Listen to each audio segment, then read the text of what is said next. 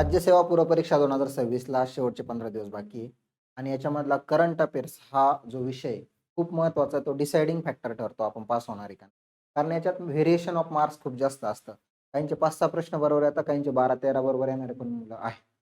तर बघा मित्रांनो, हे 5-6 प्रश्न मेरिट डिसाईड करतात. तर आपली सुपर करंट अफेअर्सची बॅच जर तुमचा करंट अफेअर्सचा अभ्यास झाला नसेल, तर 18 तासामध्ये आपण 17 महिन्याचं करंट अफेअर्स कव्हर केलेलं आहे. ऑनलाईन रेकॉर्डेड स्वरूपाची बॅच आहे. ऑलरेडी 15 महिन्याचं करंट अफेअर्स टाकलेलं आहे मार्चपर्यंतचं.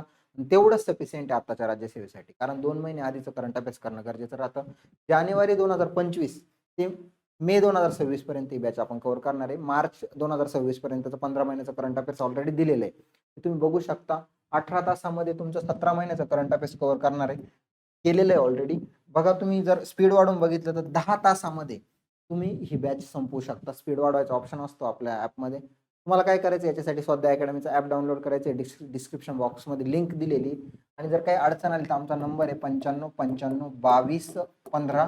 92 ह्या नंबरवर तुम्ही कॉल करू शकता. काही अडचण आली बॅच खरेदी करणार. त्याच्यामध्ये 220 ते 230 पेजेसच्या नोट्स दिलेल्या आहे वर्कबुक फॉर्मॅटमध्ये. तुम्हाला फक्त ते व्हिडिओ बघून त्या काही रिकाम्या जागा दिलेल्या आहे महत्त्वाच्या त्या भरायच्या आहेत. 10 तासामध्ये तुमचा करंट अफेअर्स 2 ते 3 दिवसामध्ये. फक्त ₹299 ही बॅच आहे. एकदम सुटसुटीत पद्धतीच्या नोट्स आहे. आता पुढे मी जे डेमो शिकवणार आहे त्या गोष्टी बघा तुम्ही. ते आवडलं तर बॅच घ्या. खूप मुलांना फायदा झालेला आहे या बॅचचा. 2024ला राज्यसेवेला आपल्या बॅचमधून 13 प्रश्न जसले जसे करंट अफेअर्सचे आले होते. 2025ला 11 प्रश्न जसले जसे आले होते. याचे प्रूफ व्हिडिओ आपण युट्यूबला टाकलेले. सगळं दिलेलं आहे का कोणत्या पेजवर हा प्रश्न विचारला गेला होता. तशाच पद्धतीची ह्या वर्षीची पण बॅच बनवलेली. टू द पॉइंट आहे. जिथं वन लाइनरची गरज आहे तर वन लाइनर दिलेलं आहे. ही बॅच तुम्ही घेऊ शकता. आता डेमो बघा कशा पद्धतीने शिकवलंय आणि मग ठरवा बॅच घ्यायची का नाही. तुम्हाला हे बघितल्यानंतर ही बॅच बघितल्यानंतर कुठलाही करंट अफेअर्स करण्याची गरज नाही. गट ब साठी पण नाही आणि राज्यसेवेसाठी पण. ओके, आता कंटिन्यू करूया. आता पुढचं डेमो लेक्चर आंतरराष्ट्रीयचं बघा. पहिली न्यूज काय आहे आंतरराष्ट्रीय मधली. बेसल, रोटरडॅम, स्टॉकहोम करार परिषद 2025 हा न्यूज मध्ये होतं. या तिन्ही करारांचं काय झालेलं आहे, एक संयुक्त बैठक घेण्यात आलेली. संयुक्त बैठक कुठे झाली तर जिनिव्हा स्वित्झर्लंड या ठिकाणी झाली. क्वेश्चन याच्यावरच विचारला जाईल कुठे झाली. ठीक आहे, कारण तिघांची एकत्रित युनायटेड संयुक्त बैठक घेण्यात आलेली. 28 एप्रिल ते 9 मे 2025 या दरम्यान झालेली आहे बैठक. ठीक आहे, बेसल कराराची ही किती होती, 17वी होती. म्हणजे प्रत्येक कराराची वेगवेगळी बघा. रॉटरडॅम कराराची किती होती, 12वी होती. आणि स्टॉकहोम कराराची किती होती, 12वी परिषद ही होती. ओके, याची जी थीम होती, या परिषदेची थीम काय होती, या परिषदेची थीम जी होती, या परिषदेची थीम बघा, make visible the invisible, sound management of chemical and waste. ठीक आहे, हे जे करार आहे हे कशाशी संबंधित आपण बघणार आहे त्या गोष्टी. बघा उद्देश काय होता, घातक रसायने कचऱ्याचे पर्यावरणीय आरोग्य संरक्षणासाठी नियमन करणे. ओके, संयुक्त बैठक 2010 पासून तिन्ही करारांच्या पक्षकारांनी संयुक्त बैठका घेण्यास सुरुवात केली होती. ही सुरुवात कधीपासून झाली, 2010 पासून.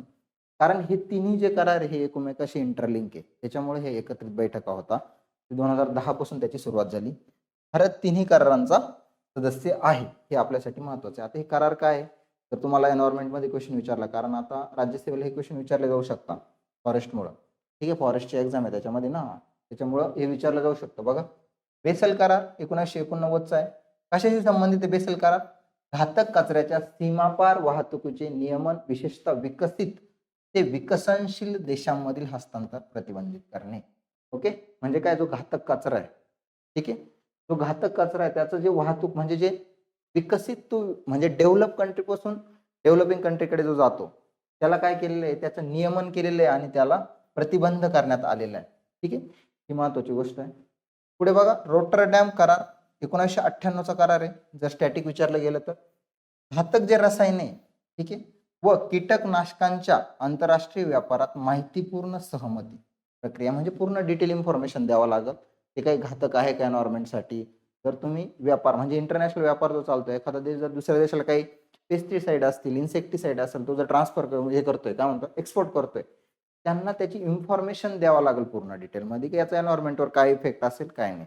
ठीक आहे, हे कळतंय तुम्हाला. पुढचं बघा, स्टॉकहोम करार 2001चा आहे. कायमस्वरूपी सेंद्रिय प्रदूषके पॉप्सचे उत्पादन व वापर निर्मूलन प्रतिबंधित करणे. याच्यावर जर क्वेश्चन विचारला गेला तर तुमचं चुकायला नको. इयर विचारले जाऊ शकतं जोड्या लावा, किंवा उद्देश विचारला जाऊ शकतो एखाद्या कराराचा. पुढे जाऊ. पुढची जी न्यूज आहे बघा, इंटरनॅशनल बिग कॅट अलायन्सच्या मुख्यालयासाठी करार करण्यात आलेला आहे. आता हे बिग कॅट अलायन्स काय, एकतर हा जो इनिशिएटिव्ह आहे हा भारताने सुरू केलेला आहे. सगळ्यात महत्वाचं त्याच्याविषयी थोडंसं महत्वाचं सांगून देतो, म्हणजे तुमच्या लक्षात येईल हे का न्यूजमध्ये होतं. बघा, बिग कॅट अलायन्स आपण त्याला म्हणतो, किंवा IBCA म्हणू आपण शॉर्टमध्ये. ठीक आहे, IBCA हा इंडियाचा इनिशिएटिव्ह, सगळ्यात इम्पॉर्टंट इंडियाचा इनिशिएटिव्ह. ठीक आहे,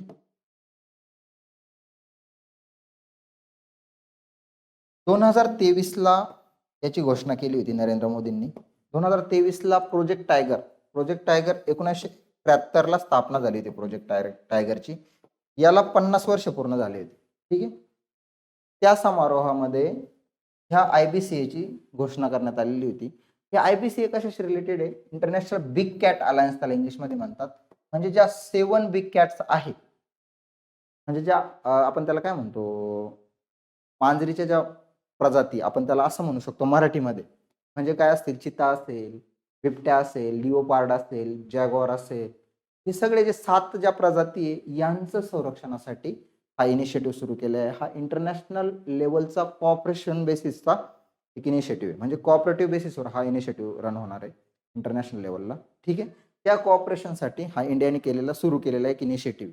मग याचं मुख्यालयासाठी करार झालेला आहे. याचं मुख्यालय कुठं असणार आहे, न्यू दिल्ली या ठिकाणी याचं मुख्यालय असणार आहे. ओके, न्यू दिल्ली या ठिकाणी याचं मुख्यालय असणार आहे. तुम्हाला ती गोष्ट लिहून घ्यायची, न्यू दिल्ली वगैरे त्या गोष्टी तिथे दिलेल्या नसतील तर तुम्ही त्या लिहून घ्या. आता बघा काय म्हटलेलं आहे इथं, 17 एप्रिल. आता तुम्हाला न्यूज कळली काय झालेलं आहे एक्झॅक्टली.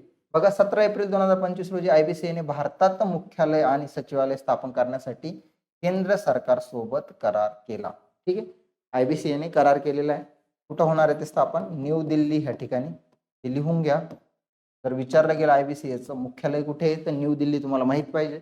बघा, ज्या मी 7 प्रजाती तुम्हाला म्हटलो, बघा, वाघ, सिंह, बिबट्या, हिम बिबट्या, प्युमा, जाग्वार आणि चित्ता या 7 मोठ्या मांजरींचा जागतिक संवर्धनावर लक्ष केंद्रित करतो. ठीक आहे, जागतिक संवर्धन हे महत्वाचं आहे. ठीक आहे, भारताच्या पुढाकाराने IBCA ची स्थापना झाली होती, हे महत्वाचं आहे.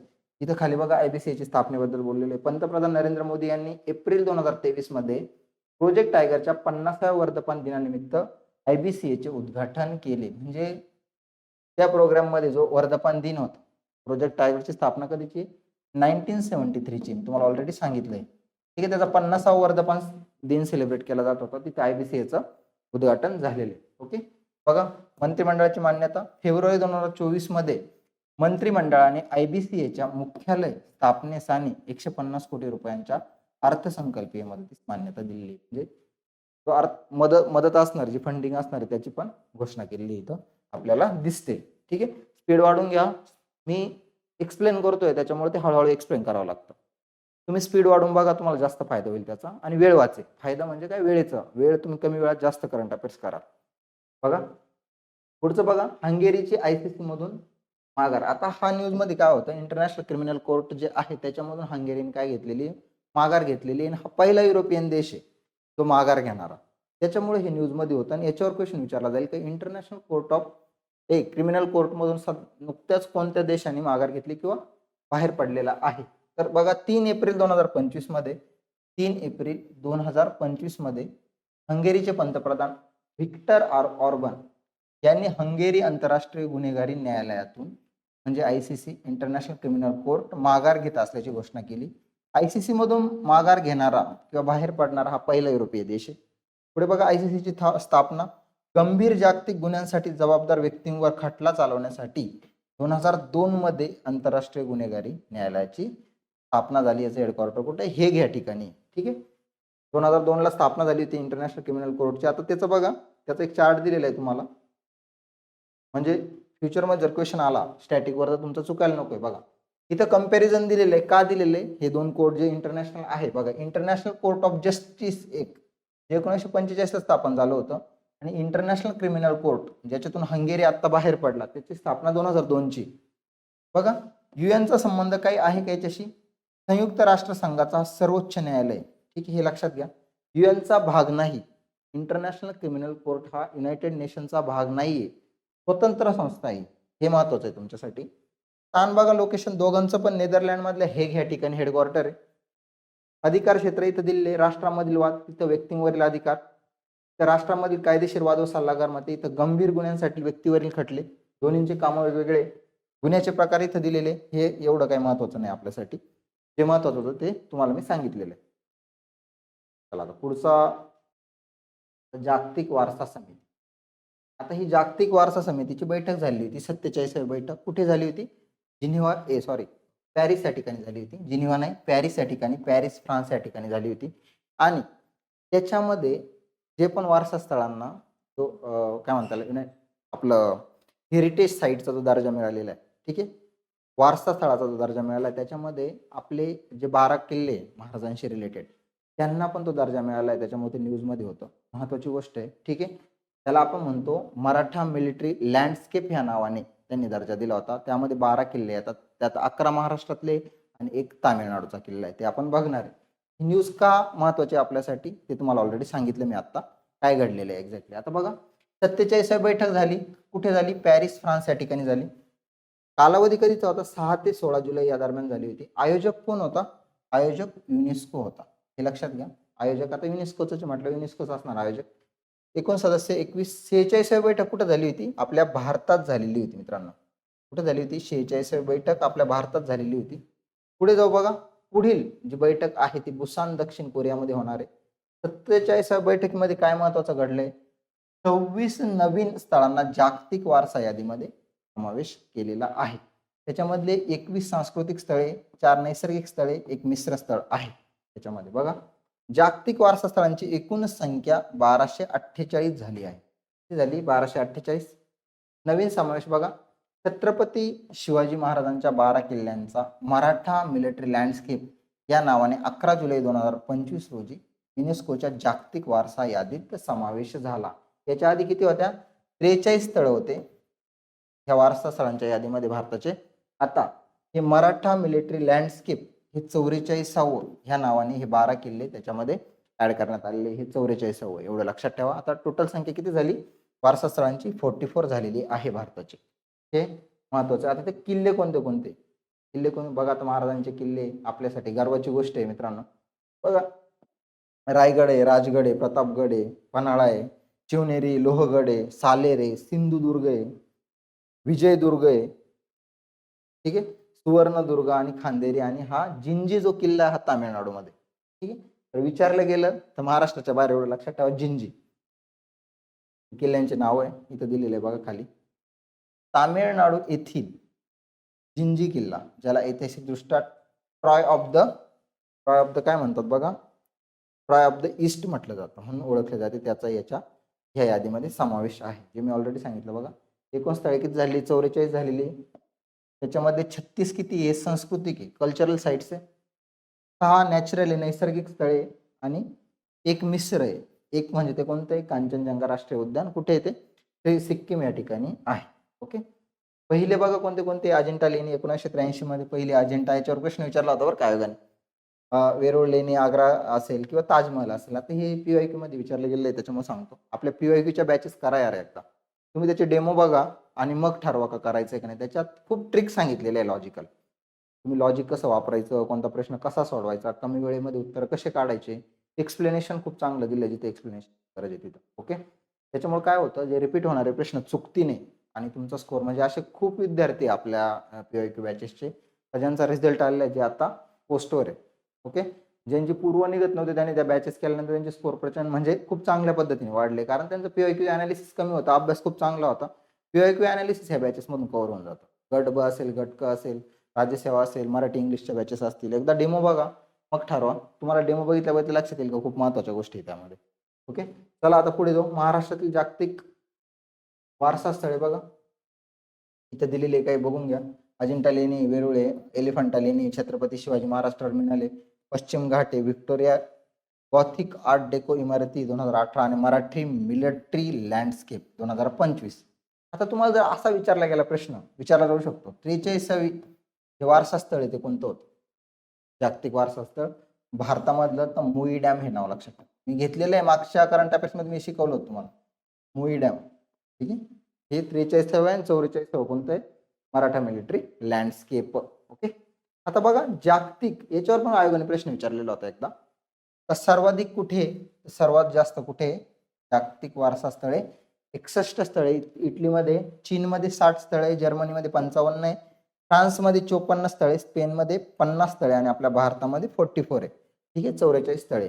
पुढे जो अमेरिका युनेस्को मधून बाहेर पडला. तुम्हाला म्हटलं ना हे बाहेर का पडतात, तर याचे एक बॅकग्राऊंड असतं, लक्षात ठेवा. तर त्यांनी त्याची कारणं दिली होते, 6-7 कारणं दिली होते की आम्ही का बाहेर पडतो याच्यामध्ये. एक तर त्यांचं म्हणणं होतं का युनेस्कोचे जे प्रोग्राम्स आहेत, युनेस्कोच्या ज्या गोष्टी आहेत त्या अमेरिकेला घातक आहे, अमेरिकेसाठी ते योग्य नाही आहे. त्यांनी हे कारण दिलं होतं. दुसरं कारण असं दिलं होतं की तुम्ही पॅलेस्टाईनला दर्जा का दिला? ठीक आहे, पॅलेस्टाईनला तुम्ही सदस्य देश म्हणून का घेतलं, जो इस्रायलचा विरुद्ध देश आहे. ओके, तो इस्रायल विरुद्ध चुकीचे कामं करतो वगैरे वगैरे. कारण अमेरिका इस्रायलला सपोर्ट करतं. हा इस्रायल आणि अमेरिकेचं रिलेशन तुम्हाला माहिती आहे, आता इराण वॉरवरून तुम्हाला कळलं असेल त्या गोष्टी. मग ते एक कारण दिलेलं होतं. असे वेगवेगळे कारण देतात. म्हणजे बेसिक काय याच्या मागचं, का जर अमेरिकेच्या धोरणांमध्ये किंवा अमेरिकेला जर एखाद्या ऑर्गनायझेशनच्या एखाद्या कृतीमुळे काही प्रॉब्लेम येत असेल, तर ती कृती जर असं काय होत असेल तर ते काय करतात, त्यातून एक्झिट घेतात. ओके, या सगळ्या गोष्टी. पुढे बघा, आता हे काय तुम्हाला एवढंच विचारलं जाईल का 22 जुलै 2025 रोजी युनेस्को मधून बाहेर पडणारा देश कोणता आहे? तर अमेरिका आहे. अमेरिका हे तिसऱ्यांदा बरं का, तिसऱ्यांदा युनेस्को मधून बाहेर पडलाय. हे आता दोनदा तर डोनाल्ड ट्रम्पच्याच काळात झालेलं आहे.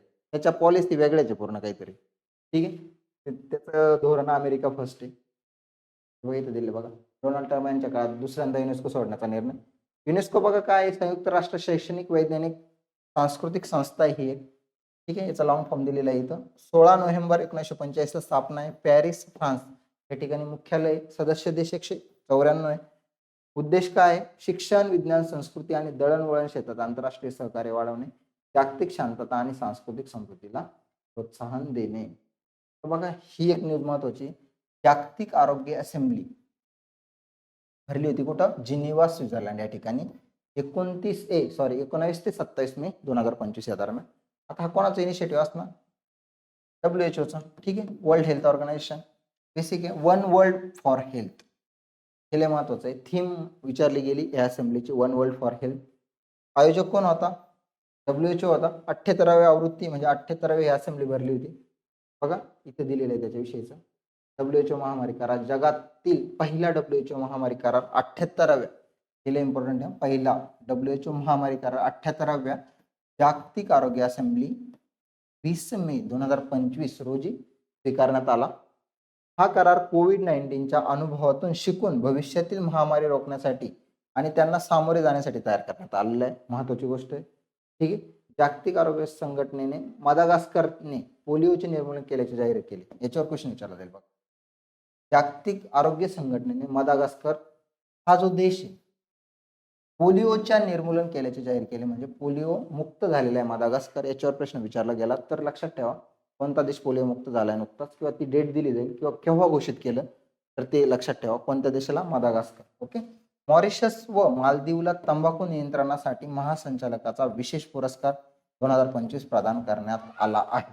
अर्जेंटिनाला औपचारिकपणे WHO मधून बाहेर पडण्याची मान्यता दिलेली. ठीक आहे, हे महत्वाचं आहे. जागतिक आरोग्य पुरस्कार कोणाकोणाला मिळाले बघा. Awa Marie Coll Seck Senegal, sir Brian Greenwood UK, स्थापना 2009 ची ह्या पुरस्काराची. कधीची स्थापना आहे? 2009 ची. कोणाकोणाला मिळाले ते नाव लक्षात घ्या. पुढचं बघा, क्वाड परराष्ट्र मंत्र्यांची बैठक झालेली. ठीक आहे, आता हे क्वाड देश कोणते कोणते? ऑस्ट्रेलिया आहे, अमेरिका आहे, आपला भारत आहे आणि जपान आहे. ह्या चौघांचा मिळून हा क्वाड ग्रुप आहे. याची बैठक झाली. कुठं झाली बैठक? वॉशिंग्टन DC, अमेरिका या ठिकाणी झाली. कधी झाली? 1 जुलै 2025. कितवी बैठक होती ही? 10वी बैठक. लक्षात घ्या. क्वाड क्रिटिकल मिनरल्स इनिशिएटिव्ह सुरू करण्यात आला 1 जुलै 2025 या बैठकीमध्ये. ठिकाण वॉशिंग्टन DC. उद्देश काय? आर्थिक सुरक्षा मजबूत करण्याच्या व्यापक उद्दिष्टाअंतर्गत महत्वाच्या खनिजांची उपलब्धता सुनिश्चित करणे. आता क्वाड काय बघा, लॉंग फॉर्म काय? Quadrilateral security dialogue. सदस्य देश कोणते कोणते? मी ऑलरेडी सांगितलं तुम्हाला, भारत, अमेरिका, जपान आणि ऑस्ट्रेलिया या चौघांचा मिळून हा ग्रुप बनलेला आहे. ठीक आहे, स्थापना 2007 ची. 2008 नंतर बंदी म्हणजे बंद झाला होता हा ग्रुप. परत 2017ला पुनर्स्थापना करण्यात आली. आता ब्रिक्स कामगार व रोजगार मंत्र्यांची बैठक. खूप इम्पॉर्टंट. ह्या ब्रिक्सच्या रिलेटेड बिमस्टेकच्या बैठका असतात यांच्यावर कुठं ना कुठं प्रश्न दिसतो बरं का. तर म्हणजे मेनली 90% प्रश्न काय विचारला जाईल, का कोठे झाली हा प्रश्न विचारला जाईल. डिटेलमध्ये विचारलं तर मग ते आपण बघणार आहे. बैठक कुठे झाली? ब्राझील या ठिकाणी झाली. ठीक आहे. कालावधी 25 एप्रिल 2025. 11वी आवृत्ती होती. घोषवाक्य काय? अधिक समावेशक आणि शाश्वत प्रशासनासाठी जागतिक दक्षिणेकडील सहकार्य मजबूत करणे. भारताचे प्रतिनिधित्व कोणी केले? शोभा करंदलाजे यांनी केले. ठीक आहे. राज्यमंत्री होता. कृत्रिम बुद्धिमत्ता AI आणि हवामान बदल यावरील घोषणापत्राचा स्वीकार करणार. ठीक आहे. आता ही महत्वाची आपल्यासाठी. ब्रिक्स शिखर परिषद झाली. कुठे झाली होती? रिओ डी जेनेरिओ ब्राझील मधल्या ठिकाणी. ह्या ठिकाणी किती बैठक झाली? 17वी बैठक झालेली. ठीक आहे. आता 2026 ची कुठे असणार आहे? आपल्या भारतात आहे. ठीक आहे. 2026 ची जी आता बैठक होणार आहे हे महत्वाचं आहे आपल्यासाठी. इंडियामध्ये होणार आहे. सप्टेंबरमध्ये होईल शक्यतो ही बैठक. जर विचारलं गेलं तर पुढील ब्रिक्स परिषद 18वी ब्रिक्स परिषद कुठं होणार आहे? जर असा प्रश्न विचारला गेला चुकून तर लक्षात ठेवा आपल्या भारतात न्यू दिल्लीला होणार. ओके. आता तुम्हाला एक बेसिक सांगून दिलं. 7 जुलै 2025 या कालावधीमध्ये ही बैठक झालेली. आधी ब्रिक्स काय हे थोडंसं बेसिक सांगून देतो. ठीक. ब्रिक्सचे कोणते कोणते कंट्री काय बघा.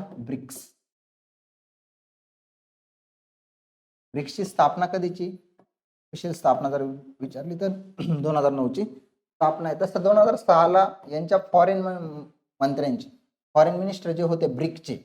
ब्रिक म्हणजे काय? ब्राझील, रशिया, इंडिया, चायना आणि साऊथ आफ्रिका. मग साऊथ आफ्रिका जॉईन कधी झाला? ब्रिक्सला 2010 जॉईन झाला. हे लक्षात घ्या. आधी ब्रिक होतं नंतर ब्रिक्स झालं साऊथ आफ्रिका जॉईन झाल्यानंतर. ओके. टोटल म्हणजे 2006 काय झाली होती? एक अनऑफिशियल मीटिंग होती. अनऑफिशियल मीटिंग झाली होती फॉरेन मिनिस्टरची त्यांच्या.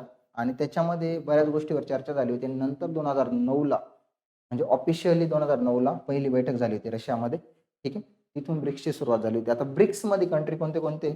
ब्रिक्स आता आपण असं लिहूया ब्रिक्स. ठीक आहे. हे ब्रिक्स मध्ये कोणतं आहे? ब्राझील, रशिया, इंडिया, चायना आणि साऊथ आफ्रिका.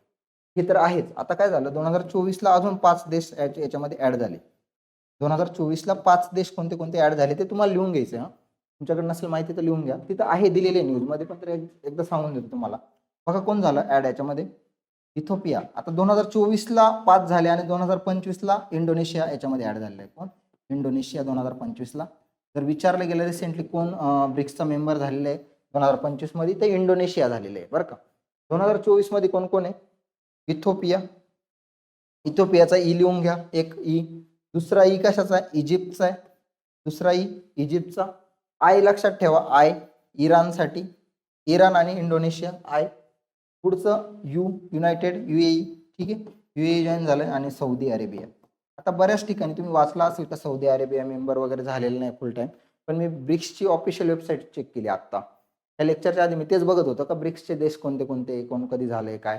तर त्याच्यामध्ये सौदी अरेबिया दिलेला आहे मित्रांनो. म्हणजे ऑफिशियल वेबसाईटवर दिलेला आहे फुल मेंबरच्या लिस्टमध्ये तर तो आहे त्यांचा. ठीक आहे. मग ही टोटल संख्या किती झाली? 11 झालेली. 2025 मध्ये जॉईन होणारा कोण आहे? इंडोनेशिया. हे लक्षात घ्या.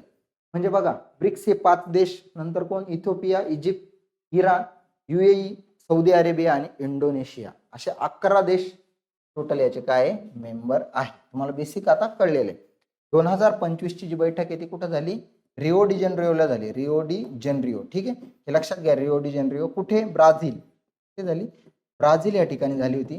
2026 ची जी 18वी बैठक आहे. 18वी बैठक कुठं होणार आहे? आपल्या भारतात होणार आहे. ठीक आहे. भारत.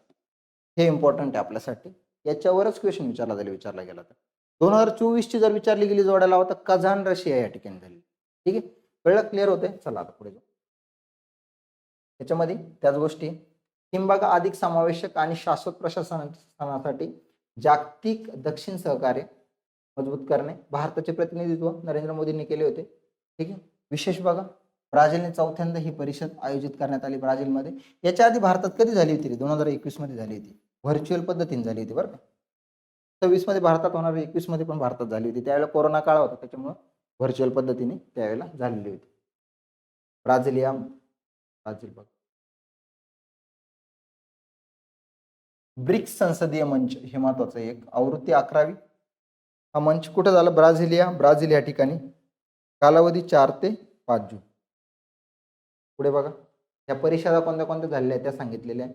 2022ची चीन, 2023ची दक्षिण Africa, 16वी Russia Kazan, 17वी Rio D जनरिओ, 17वी कुठं रिओ डी जनरिओ ब्राझील आणि 18वी कुठं असणार आहे आपली न्यू दिल्ली भारत. आता भारतात होणार एवढंच लक्षात ठेवा.